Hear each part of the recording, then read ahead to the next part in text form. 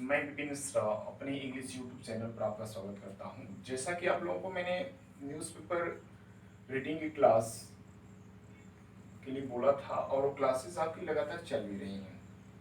Editorial का मैं ज़्यादातर आर्टिकल्स आपको पढ़ाने का प्रयास करता हूं। जैसे अगर आप जिस दिन नहीं एडिटोरियल आता उस दिन आपको अलग तरह के आर्टिकल पढ़ाए जाते हैं। तो इस चीज़ को ध्यान दें कि ये चीज़ें बहुत इंपॉर्टेंट होती हैं। अगर आप लगातार बेसिस पे चीज़ों को नोट करें, कुछ दिन प्रॉब्लम आती है। अगर आप न्यूज़पेपर रीडिंग करते हैं तो कुछ दिन तक क्या होती है, प्रॉब्लम आएगी, लेकिन जैसे जैसे एक क्रमबद्ध तरीके से चीज़ें क्या होती हैं, बढ़ती चली जाएंगी तो समस्या आपके सॉल्व हो जाएगी। तो चीज़ों को ध्यान दें और करते चलें। आज मैं एडिटोरियल सेक्शन किया गया, क्या किया गया, घोषणा कर दिया गया है। अनाउंस का मतलब क्या होता है, किसी चीज की घोषणा कर देना। बाई द, किसके द्वारा, MHRD, किसके द्वारा घोषणा किया गया है, MHRD। इसको थोड़ा समझ लें, MHRD क्या है। MHRD क्या है इसको देखें। मिनिस्ट्री ऑफ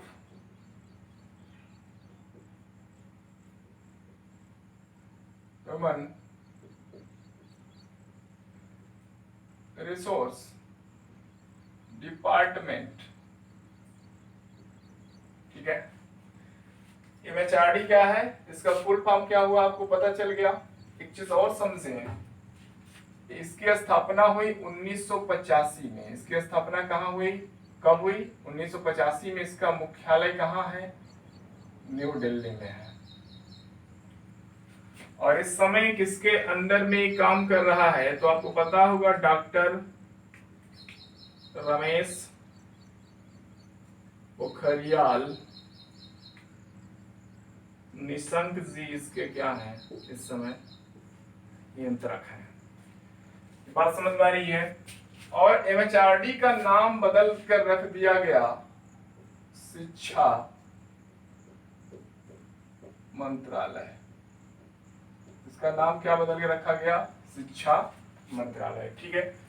तो जो NEP है 2020 अनाउंस कर दी गई है, किसके द्वारा, MHRD द्वारा। सेट फॉर का मतलब क्या होता है, सेट फॉर का मतलब क्या होता है, ध्यान रखें, बहुत इंपॉर्टेंट है। सेट फॉर मीन्स होता है to be ready to do something. किसी चीज को करने के लिए तैयारी करना। अगर आप कुछ और, एक फ्रेजल है, एक होता है सेट अबाउट, पिछले कुछ क्लासेस में डिस्कस किया हूं लेकिन मैं फिर से कर देता हूं। सेट ऑफ, इसका मतलब होता है शुरुआत करना,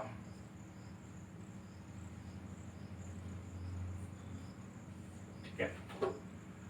तो ये लोगों ने क्या किया, मतलब MHRD क्या है, तैयार हो गई किस चीज के लिए, सेट्स। एक चीज यहां समझना जरूरी होता है, ये सेट्स है, यहां पर सेट क्यों नहीं है, बहुत इंपॉर्टेंट पॉइंट है। आपको मैं बताने प्रयास करता हूं कि जो MHRD है, अगर ग्रामर की भाषा में बात किया जाए तो ये आपका कलेक्टिव नाउन है। कैसा नाउन है, कलेक्टिव नाउन है। एक लोगों से कोई भी विभाग नहीं बनता, कई लोग होंगे, इसमें कलेक्टिव होगा, कलेक्शन होगा। यहां से ग्रामर की मैं कुछ परिभाषा को आपको क्लियर करता हूं कि MHRD आपका क्या है, कलेक्टिव नाउन है। अब देखें, कलेक्टिव नाउन को देखिए दो तरह से आप इस्तेमाल करते हैं, यहां समझें। कलेक्टिव नाउन को आप दो तरह से इस्तेमाल करेंगे, एक तो यूनाइटेड सेंस में, दूसरा डिवाइडेड सेंस में। यूनाइटेड और डिवाइडेड सेंस में। जब यूनाइटेड सेंस में इस्तेमाल होगा तो इसके साथ लगती है सिंगुलर हेल्पिंग वर्ब। क्या लगेगी, सिंगुलर हेल्पिंग वर्ब। अब कॉमन प्रोनाउन जो इस्तेमाल करेंगे, इट वाला करेंगे। क्या करेंगे, इट करेंगे। जब डिवाइडेड सेंस में होगा तो प्लूरल हेल्पिंग वर्ब लगती है, और प्रोनाउन जो इस्तेमाल होगा दे वाला चलेगा यहाँ, ठीक है। इसे बहुत इंपॉर्टेंट है। यहाँ पर देखें तो एमएचआरडी के साथ सेट्स क्यों हुआ, क्योंकि यह कलेक्टिव नाउन है। यूनाइटेड सेंस सभी लोग, देखिए कलेक्टिव यूनाइटेड सेंस का मतलब ये होता है जब कोई भी डिसीजन सर्वसम्मति से ले लोग तो क्या हो जाएगा, यूनाइटेड होगा। डिवाइडेड तब होता है जब चीजें क्या हो, बंटने लगे, ग्रुप क्या हो जाए, डिवाइड होने लगे, तब आप क्या करते हैं, उसको डिवाइडेड सेंस में इस्तेमाल करेंगे। जैसे कहा जाए परिवार में 5 भाई हैं, तो 5 भाई अगर एक साथ कार्य करते हैं तो वहां पर क्या होगा, यूनिटी है। अगर अलगाव आ रहा है तो डिवाइडेड है तो कलेक्टिव। आगे तो यहाँ जब एक, इसीलिए यहाँ क्या लगा हुआ है, यस लगा हुआ, सेट्स फॉर इटसेल्फ। देखिए इटसेल्फ भी आ गया, मैंने कहा कॉमन प्रोनाउन क्या लगेगा, इटसेल्फ लगेगा। द गोल, गोल का मतलब क्या होता है, लक्ष्य। यहाँ पर क्या हुआ कि 2020 की राष्ट्रीय शिक्षा नीति क्या हो गई, घोषणा कर दी गई है। किसके द्वारा, एमएचआरडी ने कर दिया है और योजना खुद तैयार कर रहे हैं और यह तैयार है। द गोल, गोल का मतलब क्या होता है, लक्ष्य। गोल मीन्स क्या हुआ, लक्ष्य। देखिए एक शब्द इस्तेमाल होता है एम, एम का मतलब क्या होता है, लक्ष्य। एक वर्ड और इस्तेमाल करते हैं ऑब्जेक्टिव, उसका मतलब उद्देश्य होता है, ठीक। और आप एक शब्द इस्तेमाल करते हैं डेस्टिनेशन, इसका मतलब भी पहुंच, लक्ष्य के अर्थ में इस्तेमाल होता है। अगर आप इसी को थोड़ा समझ लें, GAOL है, अगर ए इधर कर देंगे तो इसका मतलब हो जाता है प्रिजन, या आप कह सकते हैं जेल। थोड़ा सा इसको अपोजिट करना पड़ेगा, यहाँ ओ और ए, ठीक है। गोल है, इसकी मीनिंग और इसकी मीनिंग फर्क थोड़ा सा है। इनका उद्देश्य क्या है या लक्ष्य क्या है, आप ट्रांसफार्मिंग, क्या करना चाहते हैं, ट्रांसफार्मिंग द सिस्टम। जो सिस्टम है, जो प्रणाली है, उसमें क्या करना चाहते हैं, बिल्कुल ट्रांसफार्म मतलब बदलाव चाहते हैं। क्या करना चाहते हैं, बदलाव चाहते हैं। To meet the needs of the 21st century, जो 21वीं शताब्दी की जरूरत है, शिक्षा नीति में वो क्या चाहते हैं, बदलाव चाहते हैं और उसके लिए वो बिल्कुल तैयार है। कौन, एमएचआरडी। क्या है, एमएचआरडी। आगे देखिए, इंडिया इन फेडरल सिस्टम, संघीय ढांचा में, भारत के संघीय ढांचा में एनी एजुकेशनल रिफॉर्म्स, रिफॉर्म मतलब होता है सुधार, रिफॉर्म मतलब क्या होता है, सुधार। एक चीज समझिए, आपका ये क्या है, नाउन है, ये एजुकेशनल क्या है, आपका एडजेक्टिव है। जब किसी शब्द के अंत में एल आ जाए सफिक्स में तो मुस्तली क्या हो जाता है, एडजेक्टिव हो जाता है, ध्यान रखेंगे। किसी भी मतलब शिक्षा के सुधार में कैन बी, कैन बी का मतलब क्या हुआ, ये मॉडल वर्ब है। क्या है, मॉडल वर्ब है। बी प्लस बी थ्री, ये पैसिव वॉइस है, किसमें है, इम्प्लीमेंटेड का मतलब क्या होता है, किसी चीज में क्या करना, इम्प्लीमेंट करना, उसमें बदलाव लाना, इम्प्लीमेंट करना, बदलाव लाना। Only with support from the states. देखिए यह बदलाव, अगर किसी भी शिक्षा में अगर आप बदलाव ला सकते हैं तो किसकी सहायता से लाएंगे, इसको बताया गया है, या क्रियान्वित होगा। देख रहे हैं आप, इम्प्लीमेंटेड किसके सपोर्ट से होगा, स्टेट्स। किसके सपोर्ट से, स्टेट्स। सपोर्ट मतलब क्या होता है, समर्थन कर देना। भाई सिर्फ लागू करने से नहीं होगा, ऐसा बात सेंट्रल गवर्नमेंट ने लागू कर दिया है तो इसमें क्या करना पड़ेगा कि अगर स्टेट्स भी साथ देगा तभी चीजें क्या हो पाएंगी, अच्छी तरह से लागू हो पाएंगे। तो इम्प्लीमेंट का मतलब होता है लागू करना, तभी चीजें लागू अच्छी तरह से हो सकती हैं जब क्या करेगा, स्टेट्स भी सपोर्ट करेगा, किसका, सेंटर का। एंड द सेंटर क्या है, केंद्र। सेंटर मतलब यहाँ क्या है, सेंट्रल गवर्नमेंट हैज। एक चीज आपको मैंने यही बताया, जो सेंट्रल, जो सेंटर है ना, सेंटर का मतलब हुआ सेंट्रल गवर्नमेंट की जो बात हुई। तो देखिए यहाँ पर भी सेंट्रल गवर्नमेंट जो है ना, गवर्नमेंट क्या है, गवर्नमेंट भी आपका कलेक्टिव नाउन होता है। अलगाव होगा गवर्नमेंट में तो आपका सिंगुलर हेल्पिंग वर्ब नहीं लगेगा, क्या लगेगा, प्लूरल लगेगा। लेकिन अगर एक साथ कोई निर्णय लिया गया है तो क्या लगेगा, सिंगुलर। इसीलिए क्या लगा हुआ, हैज। क्या लगा, हैज लगा। The giant task, giant word कमाल का है, इसको देख लीजिए। जायंट का मतलब होता है विशाल, विशाल या इसको कह सकते हैं बड़ा। अब यहां से अगर आप समझने का प्रयास करें, स्पेशियस विशाल के लिए वर्ड होता है, इमेंस आप शब्द इस्तेमाल करेंगे, गिगांटिक, बहुत सारे शब्द हैं, मैं पिछली क्लासेस में आपको नोट करा दिया था। जायंट, स्पेशियस, इमेंस हो गया आपका, गिगांटिक में कुछ लिख दिया, हैज लगा हुआ है। तो जायंट मतलब विशाल या बड़ा कार्य, टास्क मतलब क्या होता है, कार्य, मतलब कहने का तात्पर्य सेंटर का क्या हो रहा है कि बहुत बड़ा कार्य है। आप बिल्डिंग मतलब बनाना, consensus on the many ambitious plans. अब देखिए कहा गया कि स्टेट्स क्या हो जाए कि अगर इस कार्य को आसानी तभी मिल सकती है, अच्छी तरह से लागू तभी किया जा सकता है जब क्या हो, इस सेंटर के साथ स्टेट का सामंजस्य अच्छा हो। तो यही बात हो रही है कि हुआ क्या कि सेंट्रल गवर्नमेंट क्या चाह रहे हैं, जायंट टास्क, उसके लिए बड़ा कार्य है, बिल्डिंग मतलब बनाना।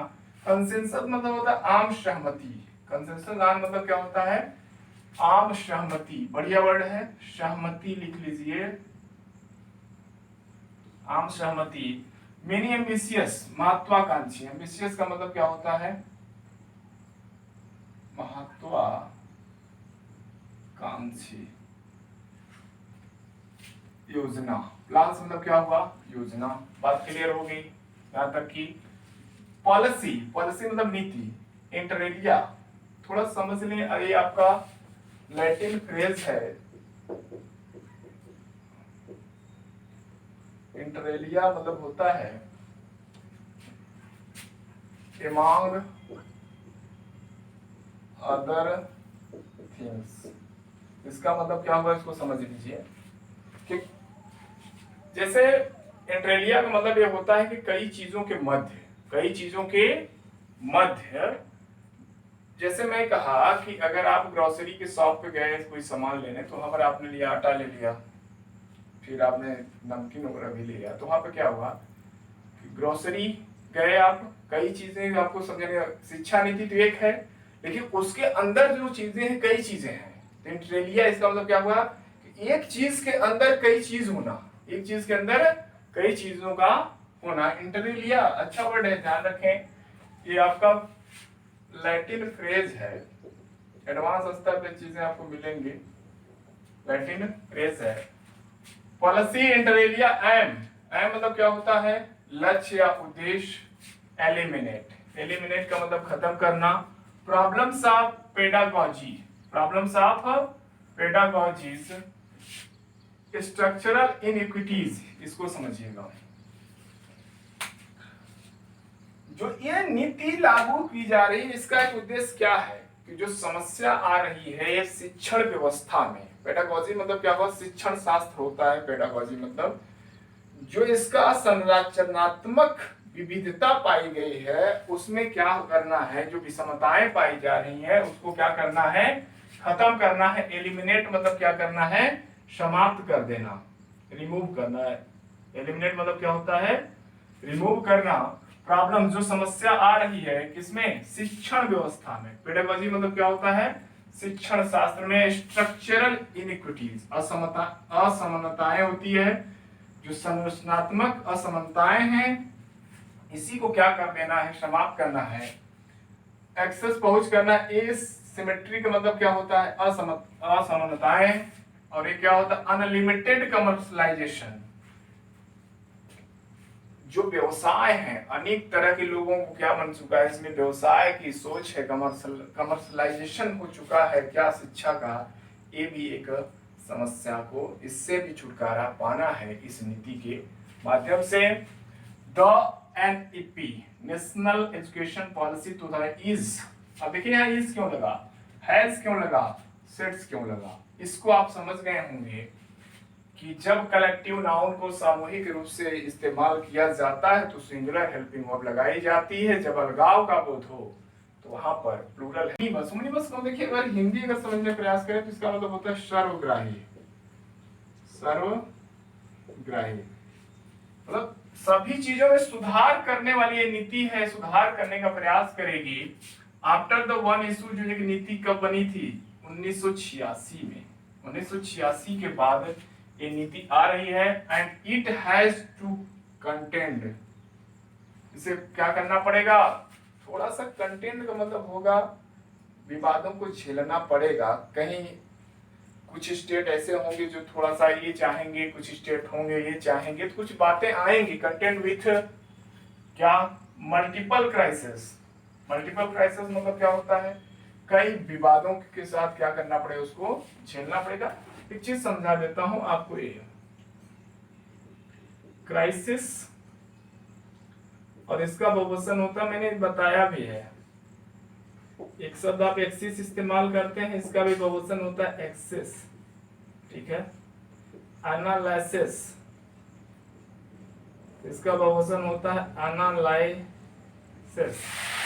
इस चीज को ध्यान रखेंगे, बहुत ही महत्वपूर्ण होगा ये। देखिए मल्टीपल बताया हुआ नहीं है, सिंगुलर नहीं है, ये क्या है आपका? प्लूरल है। इन द सिस्टम मतलब क्या होगा?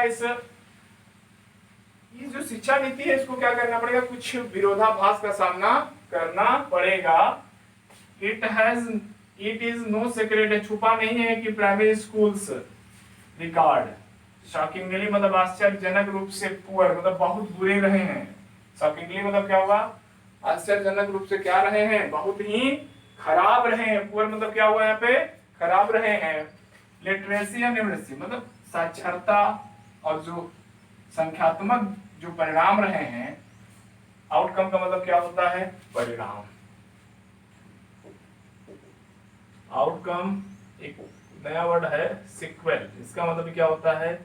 परिणाम होता है। एक शब्द इस्तेमाल आप करें कंसिक्वेंस, इसका मतलब भी परिणाम होता है। एक शब्द होता है आफ्टर मैथ, इसका मतलब भी परिणाम होता है। इस चीज को ध्यान रखें। आउटकम्स ड्रॉप आउट लेवल मतलब बिल्कुल गिरा हुआ है, सबको पता है। In the middle secondary schools are significant मतलब जो सेकेंडरी, देखिए क्या होता है कि सेकेंडरी स्कूल, प्राइमरी स्कूल, ये सब चीजें क्या है? बहुत ही महत्वपूर्ण है।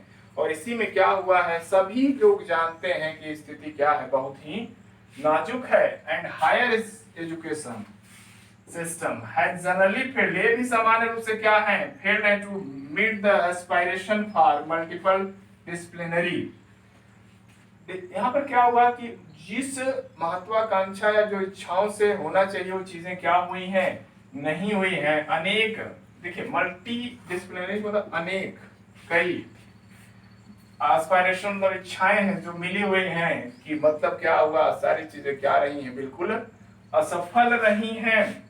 इन स्ट्रक्चरल टर्म्स, इस ढांचा के क्रम में द एनईपीज मेजर्स जो शिक्षा की नीति है, introduce early childhood education from 3, जो अभी जो नीति आ रही है इसमें अर्ली एजुकेशन दी जाएगी बच्चे को। कितने एज से? बचपन से ही दी जाएगी चाइल्डहुड में। चाइल्डहुड का मतलब क्या होता है? समझते हैं, ध्यान रखिएगा। HOOD अगर आ जाए तो अब्स्ट्रैक्ट नाउन हो जाता है।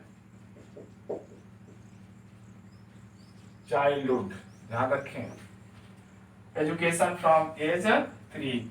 तो ये बातें समझ में आ रही हैं। ये तो आर्टिकल जो है ना पूरा नहीं है, एक दिन में पूरा बहुत लंबी वीडियो हो जाती है। इसलिए मैं क्या करता हूँ, मेरी वीडियो में छोटा करने के चक्कर में क्या कर रहा हूँ, अभी फिलहाल आपको आर्टिकल 25 से 30 मिनट तक के पढ़ते हैं। चीजें धीरे धीरे लंबी हो जाएंगी तो एक दिन में आप पूरा एक आर्टिकल पढ़ लेंगे। लेकिन आज बस इतना ही है।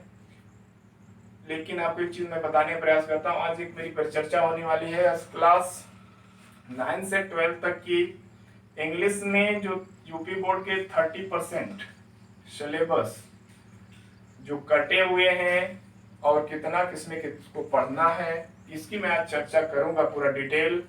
जरूर ध्यान दें, चीजें आपको एक एक करके मिलेंगी। ध्यान रखिए, अगर जो सिलेबस कटा हुआ है उसको अभी नहीं पढ़ाएंगे, लेकिन जो आपका सिलेबस है उसकी बिल्कुल क्लासेज कंटिन्यू बेसिस पे चलेंगी। आज के लिए बस इतना।